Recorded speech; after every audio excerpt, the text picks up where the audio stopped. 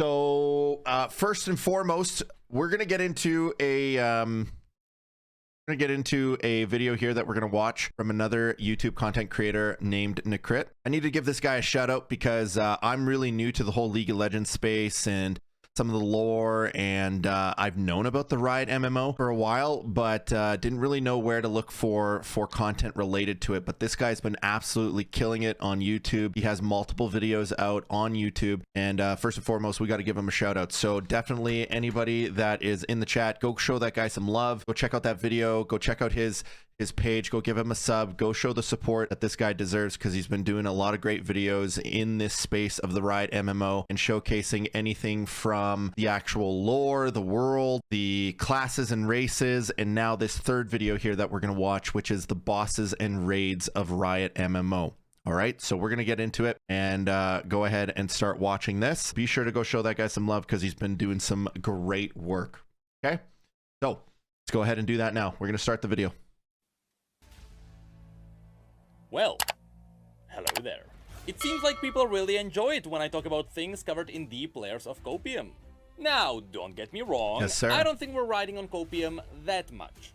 So far, I have not made up a single thing. I am simply presenting things that already exist. And as my videos got traction, I started getting some valuable feedback. So before we begin today's video, let's have a look at some of the things you just movie had time to point out. For those of you who believe we are starting unhealthy hype, it's fine. As long as we all understand that we are dealing with hypotheticals, and that we will all be bold by the time it comes out. I also got to interview the person who wrote the upcoming massive League of Legends novel, who was confirmed to now be working on the MMO. And he told me that yes, my videos are being passed among the developers, so you can stop tagging them on Twitter now. Also, that novel is insane. Pretty cool. It's Game of Thrones in How cool is that to be a content creator and get validation from the dev team in the point of like having the content that you've presented online pass around the dev team? That's a cool little kudos there. And I like how he's throwing a little bit of flair. That receipt is funny. I am excited for the potential lore of the MMO. Next, yeah, I am wearing my slippers out of my own volition. Yes, shamans can shapeshift in this universe, just like druids. And yes, Riot confirmed that Legends of Runeterra, which is the card game based on League of Legends, is a big inspiration when it comes to the world building. In case you're wondering what this is about, all the art I am showing you comes from Legends of Runeterra, a game that secretly acts as a massive archive of art that reveals this universe. Anyway, after covering the world and all the races and classes the lore supports, we can now dive into the potential endgame bosses of this MMO. Now I know what you're thinking. This game isn't even in the playtesting phase, how can we talk about the raids? Well, you see, that's because Riot was probably thinking ahead of time, and they started a bit of a meme in the lore community. They gave this universe way too many world-ending threats. The downside of this is that, yeah, there was a time when we didn't know which world-ending threat was the real world-ending threat.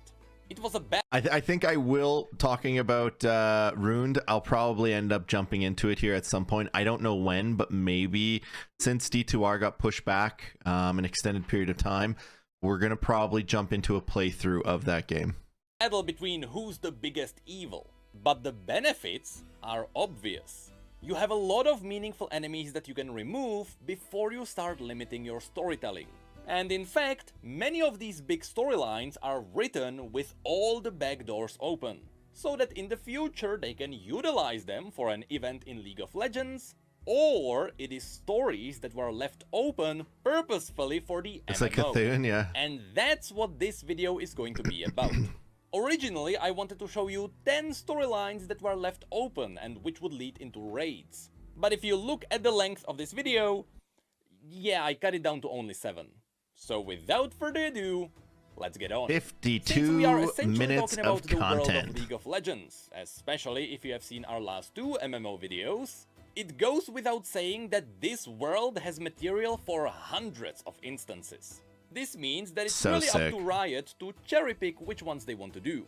And since in this video I am only going to mention 7 of these, it is highly likely I am not going to mention the one that you would like to see. But if you feel strong about your own idea about a dungeon, feel free to comment about it below. I don't know any better. This is all gonna be great for me. Feedback for the developers after all. Anyway, the 7 raids I picked are based on one simple fact. Their stories and setting are perfectly fit for a raid environment. Be it because their stories are set up for a grand finale, or because some of these villains already have a cast of supporting bosses for the raid. Or simply because the battles would be really cool. And because showing is better than telling, let's start with the first raid. One with such a good setup, the raid essentially writes itself. The Ascension of Mount Targon.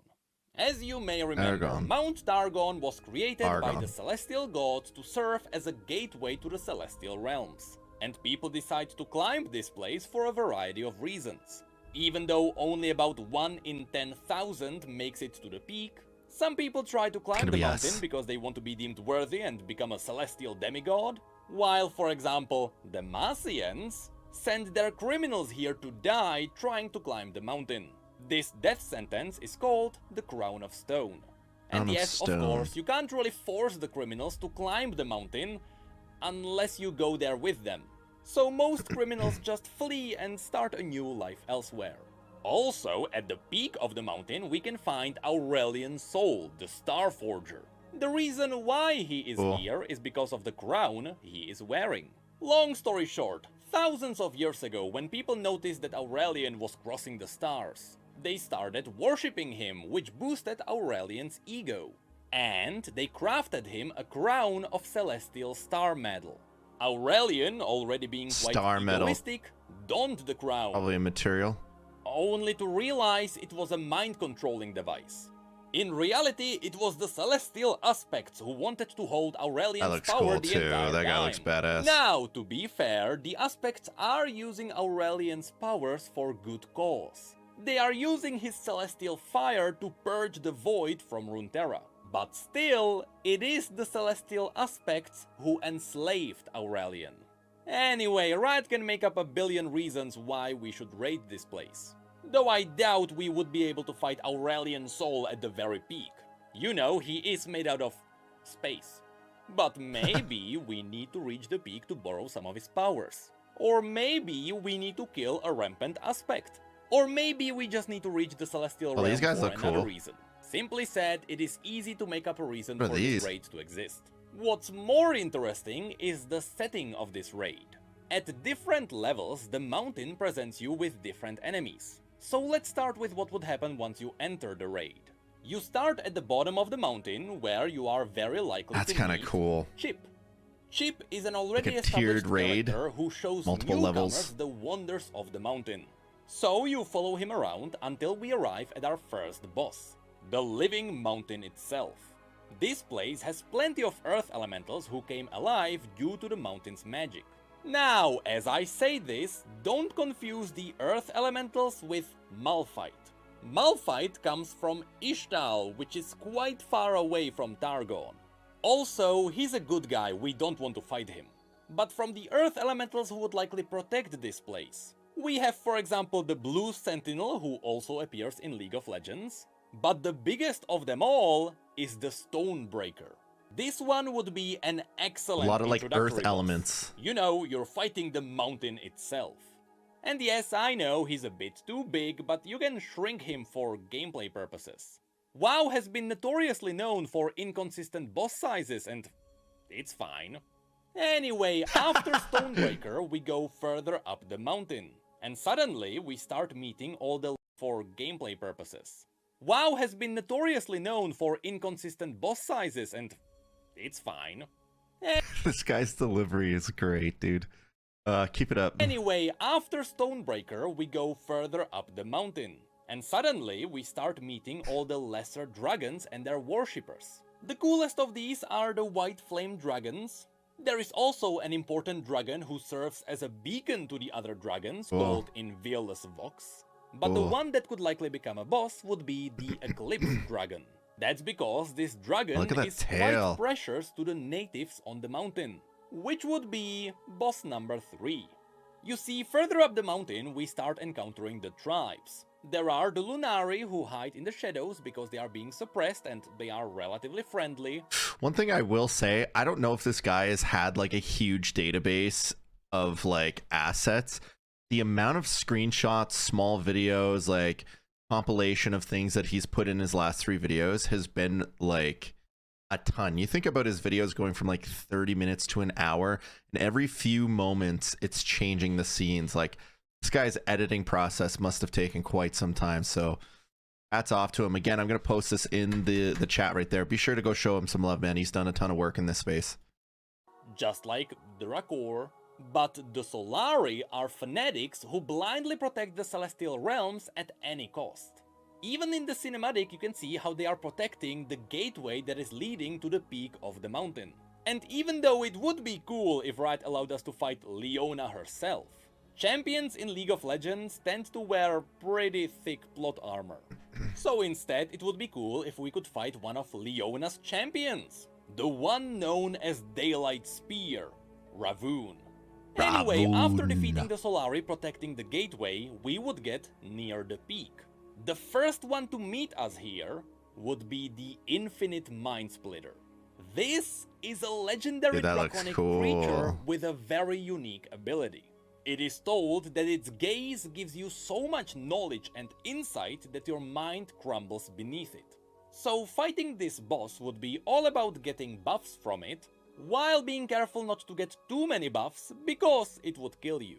And then, after getting past the Infinite Mind Splitter, we would arrive at the last stand of the mountain, the Arbiter of the Peak. Why is this game going to be so far? The last Guardian standing in the center of the peak, separating mortals from the celestial realms. This is the creature that leads the mortals who survive the climb directly to the Celestials. In fact, that's what you can see here. He is guiding Tiari the Traveler to the Celestial Realms, where they would become the Traveler. But also, in case of emergency, the Arbiter serves as a guardian against unwanted visitors. 2 things could happen here. Either we fight the Arbiter to get its approval to pass into the Celestial Heavens. In this case, perhaps the Arbiter can test us with the lesser Celestial beings. Or we simply have to destroy the Arbiter. In this case, the Arbiter would probably fight us with the Golems. And finally, perhaps after beating the Arbiter, we are granted access to the Celestial Realms. And while, again, I doubt we would be able to fight Aurelian Soul, perhaps we could fight one of his creations that is endangering the world. We have 2 of them that stand out. The first creation is simply known as the Great Beyond. Aurelian Soul himself calls it his magnum opus. This is essentially a smaller celestial dragon created in Aurelian's image. So this would be like fighting Aurelian himself, except this would make sense.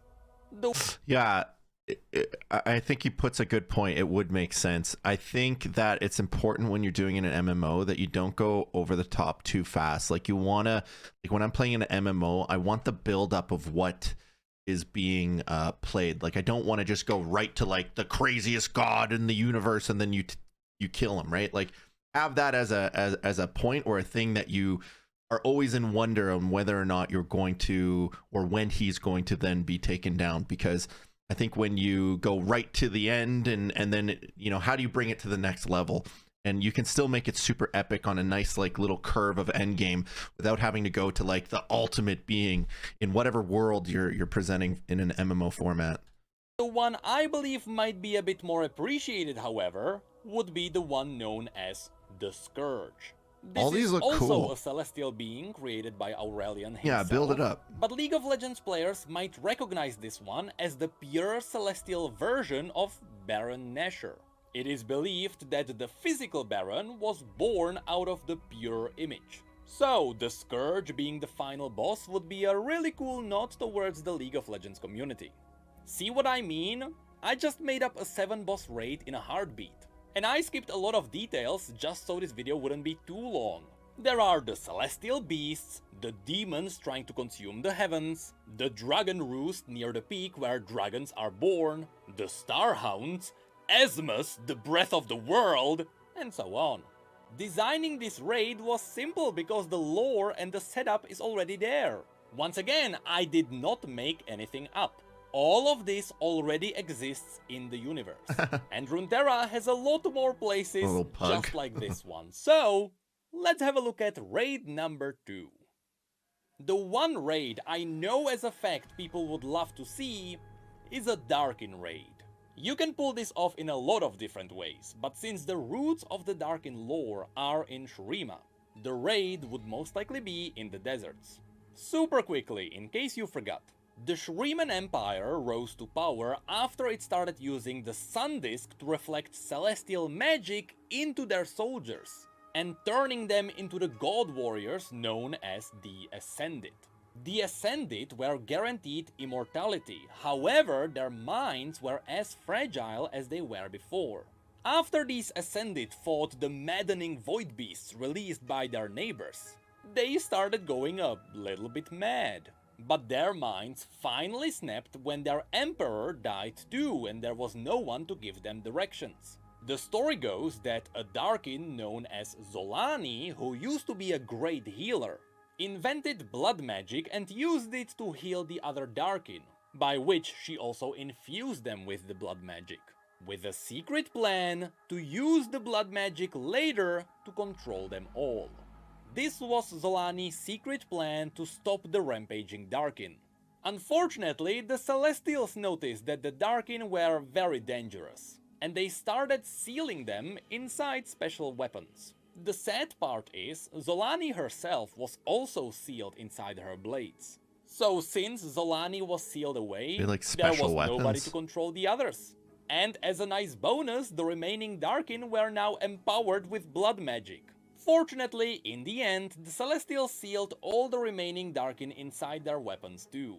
But stupidly enough, the Celestials let mortals to safeguard these Darkin weapons. So of course, some people were tempted to pick up the weapons and use them for their wars. At which point, I would never do that.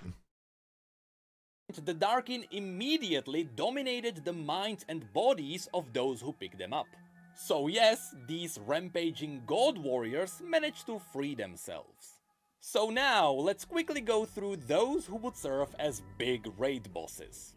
Perhaps the most famous one, and as far as we know, the most powerful one, is Aatrox. After Aatrox was sealed away, his blade was picked up by a random warrior in the north. Of course, Aatrox immediately dominated the warrior's body, and since then he's been using blood magic to drain the dead around him, and make himself bigger. That's what you can see in his old cinematic. He starts small, but gets bigger the more things he kills. In fact, it got to such a point where Aatrox became the only being to ever kill a celestial god. As I mentioned in the last video, Aatrox stabbed someone wielding the power of the Aspect of War so hard, the Aspect of War was wiped from the stars. So out of all the Darkin, Aatrox is the ultimate end boss. Besides Aatrox, as mentioned, the second most important Darkin is Zolani. Now, wonder if they'll go like somewhere with this power with like infusing weapons. Maybe not like, maybe you'll get like special weapons from this raid, but maybe not. Maybe like they'll give you some sort of like essence that you then could like infuse into the weapons themselves or something, almost like an enchant, but not really. Like again, they could go with sockets and it could be like a jewel or gem or something like that. Who knows? Now Zolani has canonically not returned yet, but Legends of Runeterra is teasing that she might come back in the future. Also, as a fun fact, in the most recent cinematic, you can see that Talia and Kaisa arrive in front of the faceless statue of Zolani. Next there is also Varus, a Darkin who was sealed inside a bow inside a well, and he got freed after 2 hunters fell into the well. So now Varus's body is actually occupied by 3 souls, the 2 hunters and the Darkin. One could say he's the embodiment of 2.5 men. And there is also Kane, the one holding the... Just so you guys know, we have a ton of other videos that we're going to watch through, like a whole big playlist of like lore, classes, like races, just to get a better understanding of like the different classes in the world and like their cinematics and stuff like that. Not today, but we will do that soon, probably in the next week or two.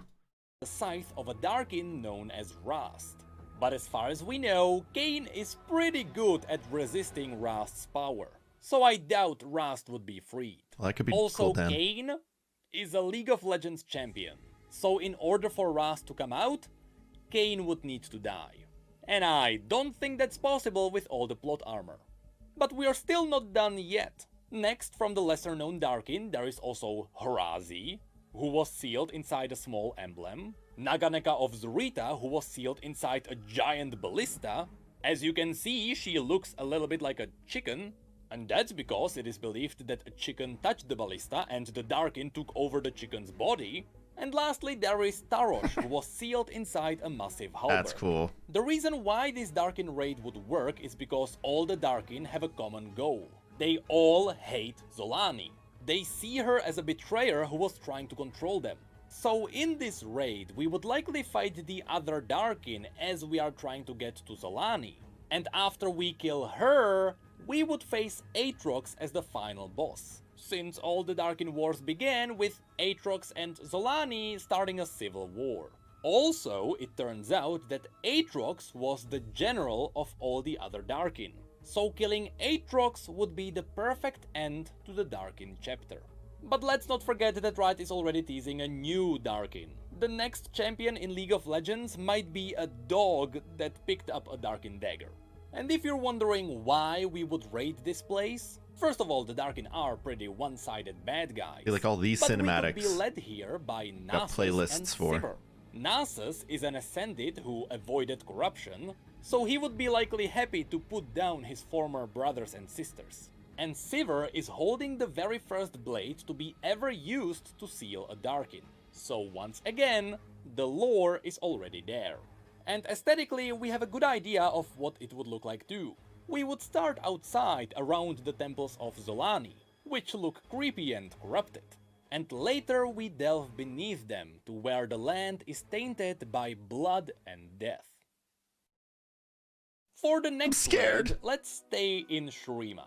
Because if there is a raid I would personally love to see, it is the raid on Narimazeth, a city that is in ruins. That's because Narimazeth was the place where Shurimans tried to build the very first Sundisk. This first version failed, and instead of the... So, like, I wonder where this map is being pulled, because it looks like it's almost like half fabricated, right? Like, is this just somewhere online? Or because it looks like it has points of interest. Like, even all these different, like, little markers, right? It's got markers, it's got the city layout, it's almost got a bit of this. I wonder where that is.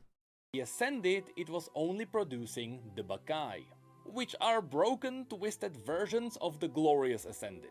And in the end, the entire city collapsed into itself. After that, the Shurimans tried to build the Sundisk again, but this time in the middle of the desert. But now, why would we want to raid these ruins? Well, that's because this city is being rebuilt by Xerath, the most powerful arcane... That's an Archon. Okay. I've played StarCraft, I know. Mage on Runeterra. Oh, Runeterra is a card game. Was turned into pure arcane energy by the Sundisk itself. Long story, shorter. When Emperor Azir was a child, he became friends with a nameless slave. And despite slaves being forbidden from having names, he called him Xerath. Throughout the years, the two became as close as brothers, studying culture and history whenever possible. Later on, despite his father hating him, Azir became his only surviving son. So unless his mother gave birth to another child, he would become the emperor anyway. Well, in secret, Xerath simply made sure she would not give birth to another child. Usually he did it by corrupting the infant in her womb. Because it turns out, this entire time, Xerath was trying to break his roots from slavery. And so it looks like chat's already hooked me up with a map here. So it looks like they do actually have it map.leagueoflegends.com, which could be what... Yeah, this is looking a little bit as to what this is, I'd imagine. Oh, yeah, this is exactly what it is. Ooh, pretty laggy, but... Yeah, this is exactly what was also in Necrit's first video, which was talking about like the map and the zones, and this is exactly what it was based off of. Okay, cool. Yep. What it is, thank you.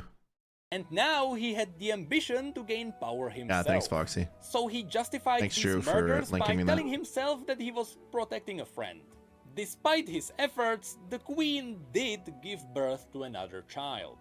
So Zerath summoned a storm and let lightning kill the queen and the child. Eventually, all these events led to Azir becoming the crowned emperor of Shurima with Zerath by his side. From this point on, Zerath was waiting for Azir to finally get rid of slavery, which never happened. Despite Azir being the most beloved emperor in history, he allowed slavery to keep going on. And that angered Zerath. At the end of the story, the emperor was chosen to become an ascended himself. But during the ceremony, when the Sun Disk was focusing its power into Azir's body, Zerath was so full of his BS, he incinerated him and forced all the power of the Sun Disk into himself. This resulted in Zerath's body being turned into pure arcane energy, the death of Azir, and the collapse of the Sun Disk and the destruction of the entire empire. You wanna know the twist at the end? If you read the story from Azir's perspective, you learn that he did want to remove slavery. He just wanted it to be a surprise. In fact, he even announced it just as Zerath betrayed him. But Zerath already murdered way too many people, so even though he really wanted to stop, it was too late to go back. So Zerath No one believed him. Empire. And yes, because the Emperor died, Zerath is also technically the reason why the Darkin exist.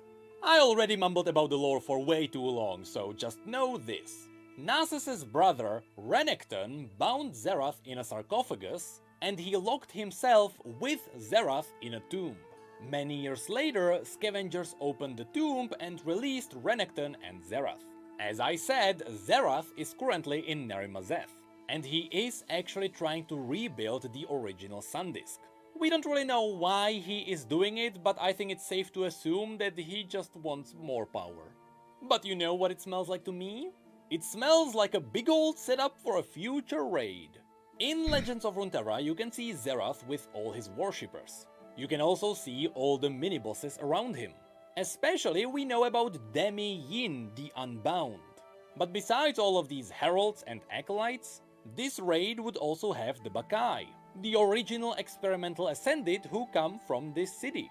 But also we would fight Renekton himself, because it turns out after hundreds of years of being locked in a tomb with Zerath, Zerath broke his mind by whispering to him that Nasus betrayed him. He purposefully led him to rot in the darkness. That's why Renekton is quite crazy these days. It all goes back to Zerath, who might be the ultimate villain of Shurima. For the next raid, why don't we play off of the success of Arcane?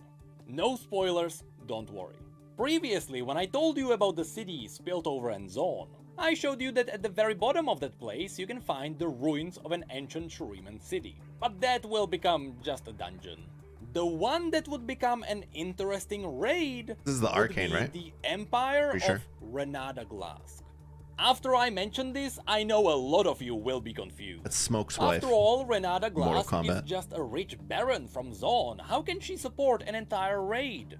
Well, in this case, it is all built on two factors. First of all, Renada is way too big of a character to be removed in just a dungeon. But more importantly, Renada Glask released this year, and she was released as yet another big villain, after all the other already established villains in Piltover and Zaun. She simply really feels like a setup for something in the future. Because after already having Singed and Urgot and Victor as villains in Zaun, Riot didn't need to make up another. It feels That was the obvious Doctor, they right? Renada to Hold be on. in Piltover and Is that the Zaun. Doctor? She simply really feels like a From setup Arcane? for something in the future. Because after already having Singed and This dude. He's an Arcane, isn't he? The same one? Urgot and Victor as villains in Zaun, Riot didn't need It is to the same make up one, eh? another. It feels obvious they released Renata to be a villain supervising the other bad guys of Zaun. Before her, Zaun didn't really have a main villain.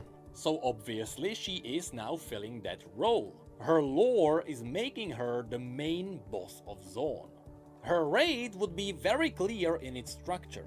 We would follow the detective case of Caitlyn and Vi as we try to find her hideout. Perhaps Camille, an extremely dangerous assassin from Piltover, would be also interested in killing her. From that point on, we would literally raid her place with the Wardens. As a nice bonus, people would love to see the popular champions Zeri and Echo on our side, both of which are kids from the streets who have destroyed her warehouses before. But the last puzzle piece is, why would we raid Renata? Well, the Glask family owns Glask Industries, which is the most luxurious brand in Piltover and Zaun. They sell perfumes and really fancy limb replacements. And unfortunately, this brand reflects a bit of real life, since these fancy formulas are developed down in Zaun, using slave labor. But there is also a darker twist. All their products are infused with a chemical formula, which can turn their customers into mindless rampaging husks at any moment. It's kinda like Apple. Now, since Renata is a recent champion, that's all her story really has. She is probably the most powerful Baron in Zaun, who can make an entire city fall into chaos with the press of a button. And now we're just waiting to see when she would unleash it. If you ask me, I normally wouldn't think that this would be a great raid, but this would be very different from raiding dragons, which would actually give it the benefit of changing environment. But also remember, this is riding off of Arcane's fame, and I doubt Riot would pass on that opportunity. That's why I feel confident we will meet Renata in the MMO. And now we are diving into the top 3 raids. I am extremely confident that some form of these will be in the MMO. That's for 2 reasons. First of all, these big villains are way too big to be ignored. We are talking about characters in the style of Arthas Menethil.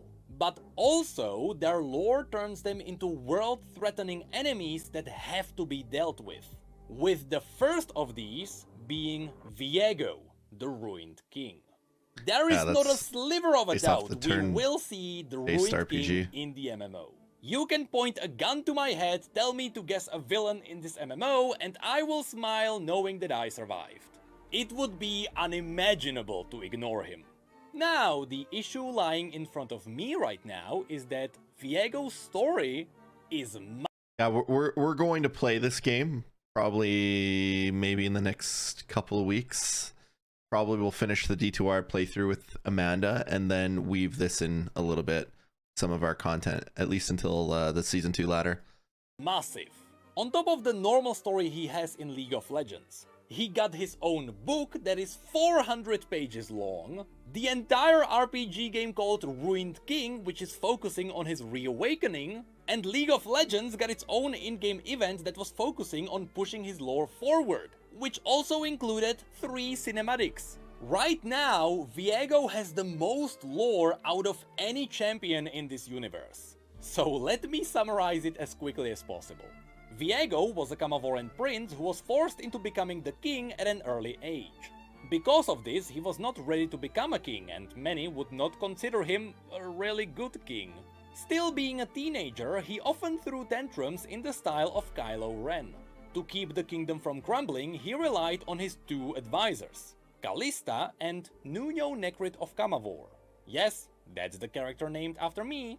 Eventually, Viego met the love of his life, Isolde, a woman whom he loved very, very, very, very deeply. He loved her so much that he would do anything for her. But she didn't abuse it. Isolde was actually a very good queen. For the majority of Viego's ruling, he waved the kingdom's problems away just so he could be with Isolde. Until the day someone tried to poison Viego to finally remove him from the throne, and instead they poisoned Isolde. This is where Viego's dark side really started to show. After trying absolutely everything imaginable, nobody was able to heal his queen. And Viego's angry depression started taking over. He got him. mad. After weeks of desperate searching, Viego found out that there may exist a hidden place called the Blessed Isles, which held the sacred blessed waters which could heal anything. And so he sent Callista away to find the Isles. After a long adventure, Callista succeeded and she confirmed that the blessed waters did indeed exist. So on the next trip, Callista brought the queen and the king and their soldiers with them, so that they could all heal the queen and be happy ever after.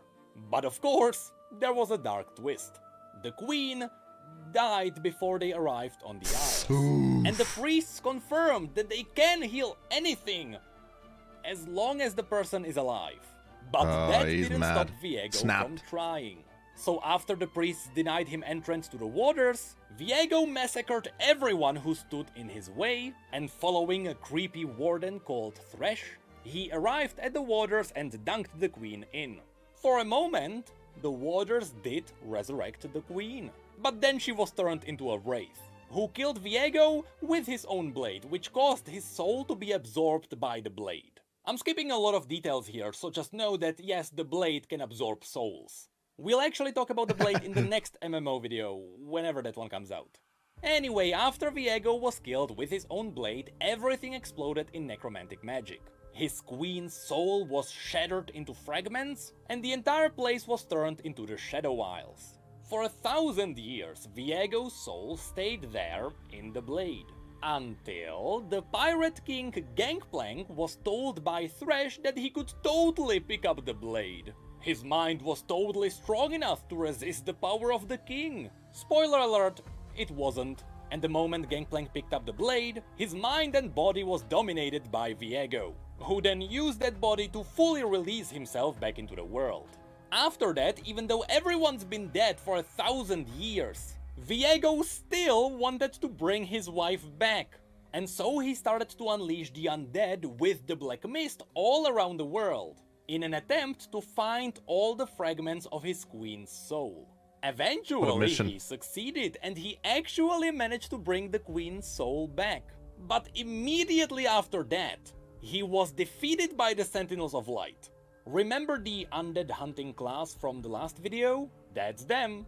And not only did they permanently destroy the queen's soul, because the queen didn't actually want to be resurrected, but Viego's entire story arc ended with him being teleported back to his homeland called Camavor, where he was banished until the present days. You can actually see the end of the storyline in the cinematic. How pissed would he be, man?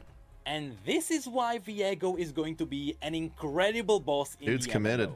He does have a lot of story behind him, but more importantly, this entire time we have only seen his young, reckless personality, where he acts like a child throwing tantrums, as he's constantly trying to help someone he is obsessively in love with.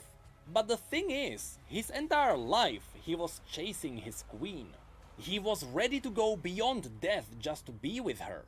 But now he was imprisoned after learning that the queen didn't want to be with him, but also after her soul was permanently destroyed. So once Viego is unleashed from his prison again, instead of a cocky teenager, we are going to have a pissed off king who has nothing to lose. And that transformation into the Dark King is something I really wanna see. And you can only imagine what the raid is gonna look like. Hordes of risen Camavoran soldiers, ancient undead dragons brought from his homeland, the legendary Rasa the Sunderer, and even more legendary Hecarim of the Iron Order.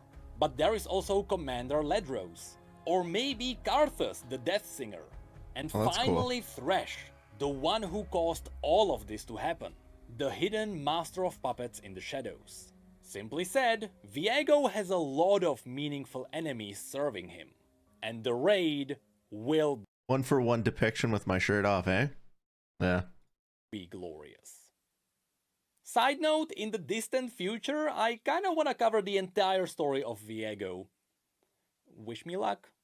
For the next raid, we are not delving too far away from the undead theme, Because it's time to cover the most brutal badass warrior this universe had ever seen. Super quickly, just for clarity. Viego's deathly magic is really undeath in its true meaning. When he's turning his enemies into undead souls, it's more like he is preventing them from dying, and he's turning them into somewhat living wraiths instead. So he's not really the master of death. As you'll see, that title goes to Mordekaiser. His story begins as a warlord known as Sun Uzal.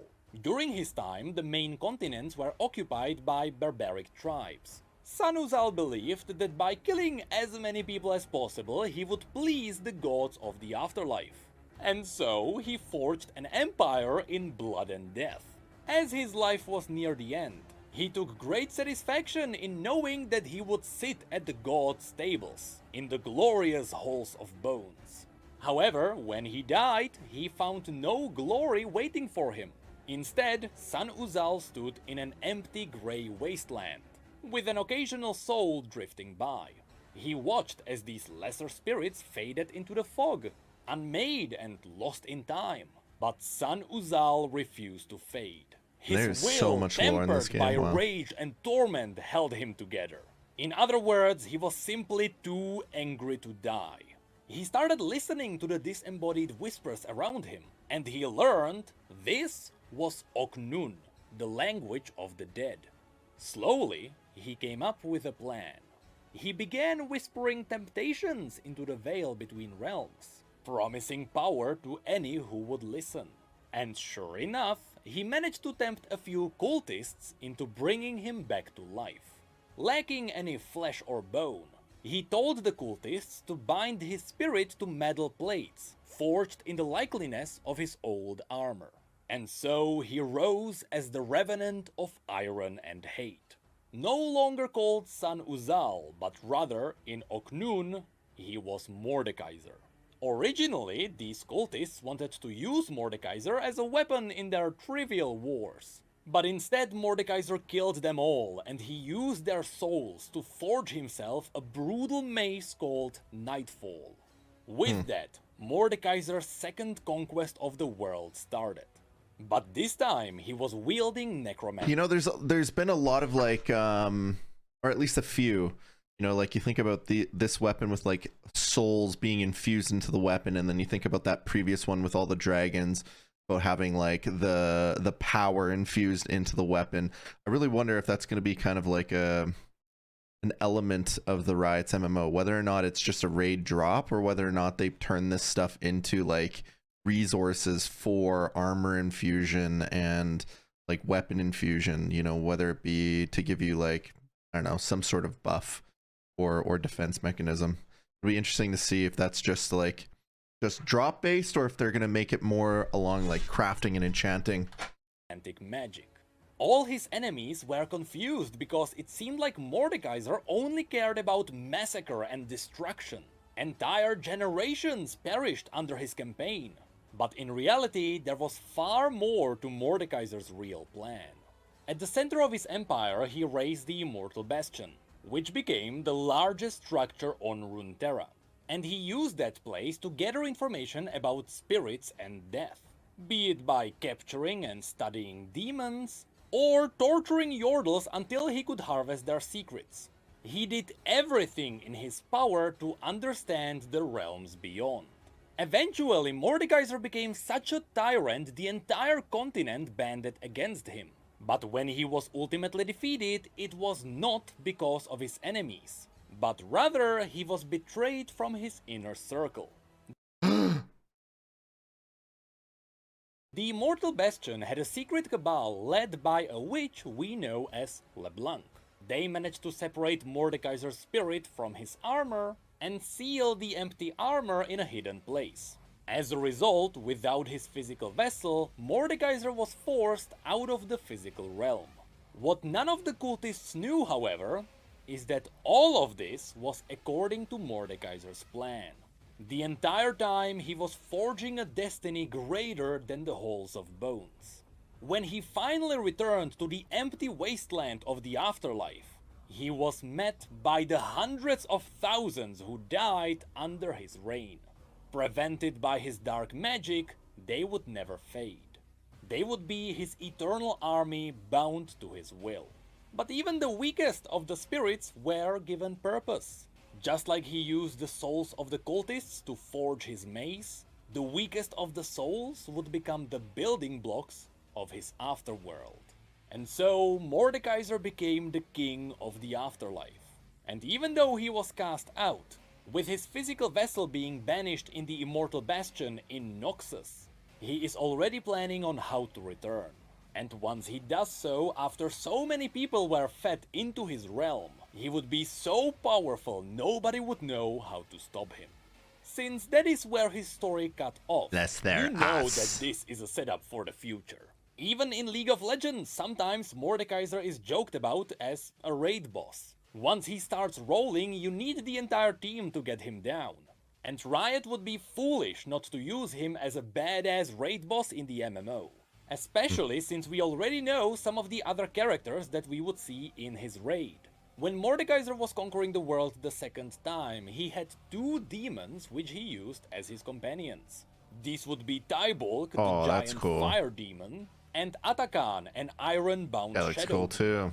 To get to him, we would probably have to get past the one who banished him, LeBlanc, and I wouldn't be surprised if we also met Veigar, the Yordle Mordekaiser tormented to get his Yordle secrets. Finally, we would likely fight alongside Swain, one of the leaders of Noxus who is actively trying to root out the dark magics from Noxus. So yeah, maybe Mordekaiser's story is not as long as Viego's, but Mordekaiser is built on brutal conquest. His story is simply badass, and you bet that's what people want to fight. Badass bosses, and this takes us to the last raid I want to show you. Not only is this raid inevitable, but it is going to be the final raid before Riot starts to get sweaty about their future. Because from that point on, they would be forced into making up new enemies. And that's usually when the lore of MMOs crumbles. With the ultimate endgame in Runeterra being the battle against the end of everything, the Watchers of the Void. Now, I know we already quickly summarized the story of the Watchers when we talked about the world, but we need to quickly do it again because if they get their own raid, it would be a really cool merging of multiple storylines of this universe. Basically, at the beginning of everything, there was nothing, just dark, empty void. Until... oh my god, just like us. No way. There was a spark of light.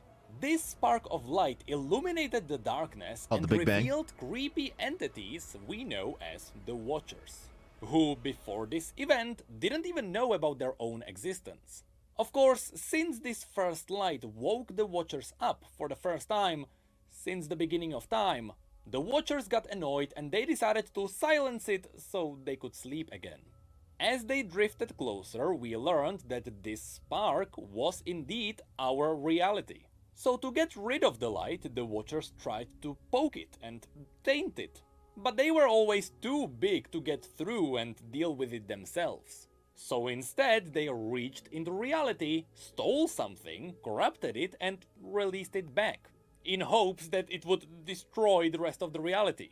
But even that wasn't too successful. Eventually, the Watchers started whispering into the light, and the Ice Witch known as Lysandra answered. The Watchers promised her people immortality and great power. In exchange, they asked Lysandra to prepare her world for the coming of the Void. In secret, behind the backs of her two sisters, she agreed. The Watchers empowered the strongest of their followers and turned them into the Iceborn. And soon enough, the Watchers broke into reality in the Freljord. With it, Lysandra's allegiance with the Watchers was undeniable. But as the Watchers rose, for the first time, Lysandra got to see how horrifying they were. And she realized they came here to destroy everything. In desperation, Lysandra sacrificed her sisters and the Iceborn to use their magic to freeze the Watchers beneath the ice. But even that magic wasn't enough. Beneath the ice, the Watchers were only sleeping. They would break out should they try to wake up. So these days, Lysandra is kidnapping the surviving Iceborn. She freezes them in her fortress. She is then using their inherent powers to reinforce the ice. And she is feeding their dreams to the Watchers to keep them asleep. As a bonus, Lysandra is killing anyone who remembers the old days and who could spill You guys have fantastic TV reception, guaranteed. out that she actually kinda betrayed all humanity. See, this setup on its own is enough to support a raid. Let's say we raid the Frostguard Citadel, which is where Lysandra is keeping the Watchers frozen. First, we get there by crossing the Howling Abyss. This is the bridge that is incredibly iconic for League of Legends players. This is where you play ARAM. I bet you never noticed that at the end of the bridge, you can actually see the entrance to the Frostguard Citadel. And in fact, the ghastly shopkeeper is one of the soldiers who remembers the coming of the Watchers. After getting inside, we would fight Lysandra's frozen thralls. These are trolls that Lysandra twisted herself to serve her. But they are also supported by the Harbinger of Thralls, whatever that is. Then we would fight through Lysandra's army of the Druklorn. These warriors dedicated their lives to Lysandra, knowing that they are protecting the world from the end of everything. Next, we would face the most mysterious creatures of the Freljord. We don't really know what they looked like in their pure form. We only know what they look like after they were corrupted by the Watchers. And these would be the creatures with their very interesting names. There is She Who Wanders, They Who Endure, and It That Stares. Whatever these creatures used to be, now they are titanic, with their eye-beam disintegrating reality. Then of course, You know, he mentioned it a little bit earlier in the video where he was talking about like the sizes of raid bosses, and like he made the analogy to what was it, WoW, and how their models are very inconsistent in size. Wonder how they're gonna battle that in Riot, if at all, if they're gonna try to like make them the same size, or if they're just gonna make it, because I think like a big boss can give the feeling of a super epic environment as long as the hitboxes and like the fluidity of that combat feels okay.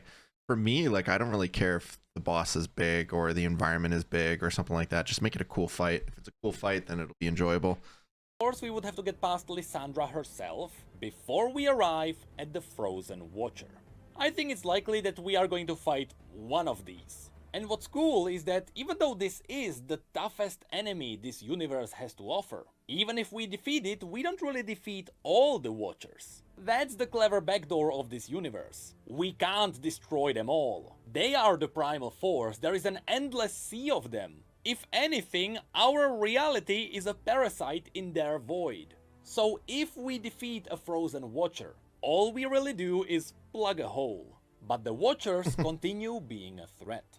Anyway, this Watcher looks strange, doesn't it? It's not really the floating eye that you would imagine. Well, that's because, as it is with all the League of Legends stories, there is a twist. You see, just as the Watchers are able to corrupt a being, they are also open to being corrupted themselves. The process always comes from both sides. And so, the more the Watchers interact with humans, for example, the more human-like they become themselves. And since the Watchers in the Freljord were frozen there for thousands of years, Legends of Runeterra shows us that once they would break through, that's what they would look like. They would have many human-like limbs, the story told us they have fur from all the animals, and they even have a creepy fake face. So no, this is not what a pure Watcher would look like. This is a Watcher tainted by the people of the Freljord. And Necrit does like a really good job at like flowing the way that the vision would be for like these different raids or the different lore. Like, it's a lot to download, I'm not gonna lie, because like personally I've never played League, so I don't know any of the lore. So I think through repetition of, you know, watching these videos, and then we're gonna also go into and deep dive, say, all of the you know, like the lore packages for the different players and leagues. Like, they have cinematics, right? They come out with cinematics when they release a hero, so we're gonna watch those, and it'll give us a better understanding. We'll start seeing similarities, but there's definitely a lot of lore in the Riot world. But he does a really good job on like flowing the flow of information when he's doing these videos. Also, you might be wondering, how do we actually beat the most powerful being in this universe? He loves it. Well, that's where the stories collide. First of all, Lysandra would be the key to freezing the Watchers. She would have to be on our side at the end there. Also, the primal god Ornn constructed the bridge leading to the Citadel, and this bridge was used as a magical seal to help keep the Watchers down there. So Ornn himself would help us. But most importantly, there is another massive storyline that is in Shurima, centered around a Voidborn known as Bel'Veth.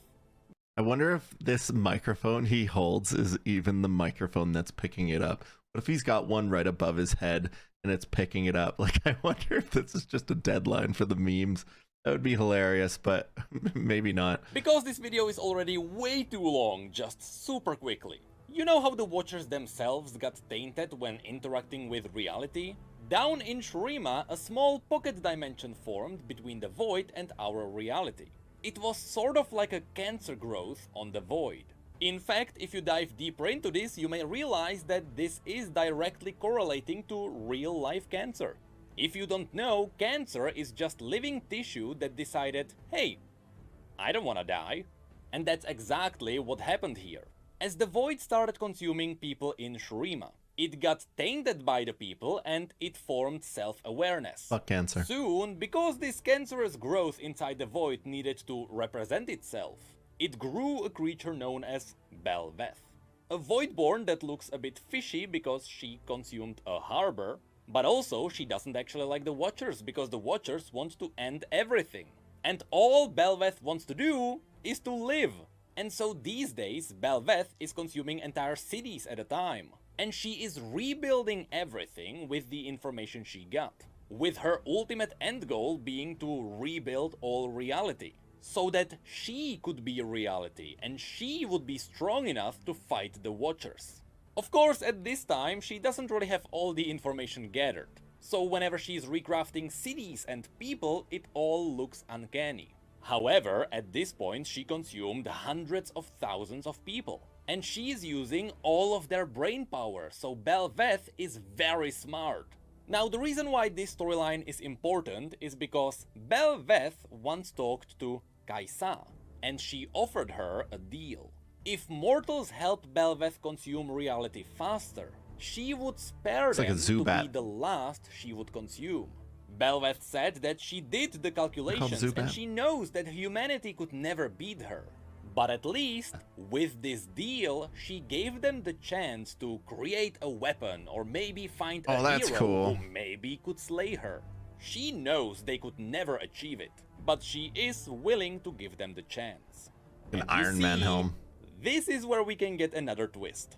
This wasn't confirmed, this is purely my theory. But I believe that there is a way to destroy Bel'Veth. See, Bel'Veth believes that we can't beat her. But the fact is, she used hundreds of thousands of human brains to figure it out.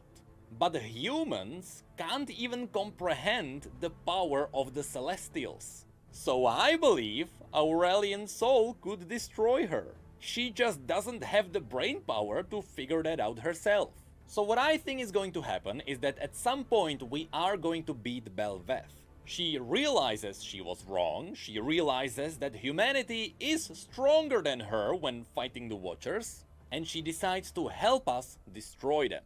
So should we ever get a raid on the Frostguard Citadel, I wouldn't be surprised if before that we got another raid, where we delve into Bel'Veth's little pocket dimension, and with her help we move to the north. Or, you know, we just destroy her, that would be way cooler. So all of that is still just a wild theory. The fact is, we are fighting the Watchers. That is inevitable.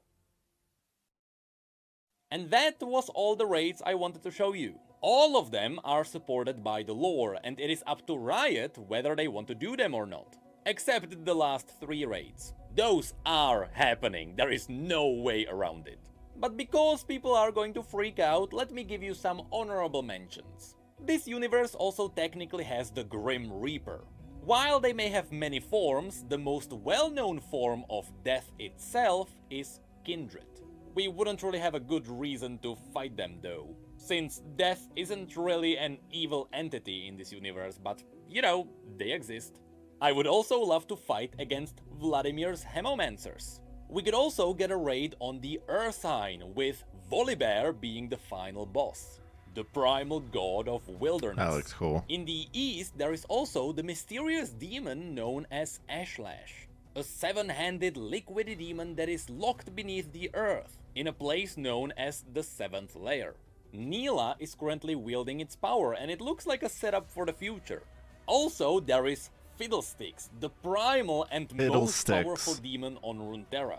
Fiddlesticks itself is just a puppet. The demon is what you can see inside the cage. But because Fiddlesticks is roaming around the world, I couldn't really figure out a raid setting. But you bet we are fighting him at some point. If you want a creepy video to react to, find Fiddlesticks cinematic. Simply said, the lore supports so much more than what I showed you today. And in the future, I can make a smaller video where I cover the dungeons of this MMO. All being theoretical, of course. But for now, that's it. I'm running out of content, so let's see, what do we have next? But here's my question, why do you hold the lav mic? Oh. Wait, what do you...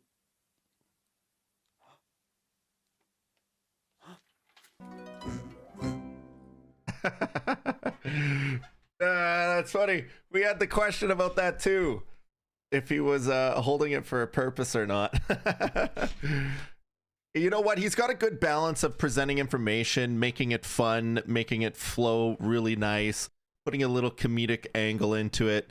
Honestly, these videos are stellar. I highly recommend for you guys to go check this guy out. If you have not already, let's go ahead and give that a copy and paste. Go show that guy some love. Go give it a little upvote. Go give him a sub. Go give him some comments in the actual videos here. He's got 3 videos out on Riot MMO, all quite successful. Some talking about the world, some talking about the races and classes. This one's talking about the raids and the bosses, and it sounds like he might even do something for dungeons and some speculatory stuff. But either way, man, this guy does great video content. Go show him some love. I feel it's only fair that we've been watching this on our stream here, so hopefully that informs everybody a little bit more. Really cool though. Also, there's this map here that chat linked me, which is the maps of League of Legends. Sweet. Nice. So like I said, we're gonna probably play that Rune King game at some point.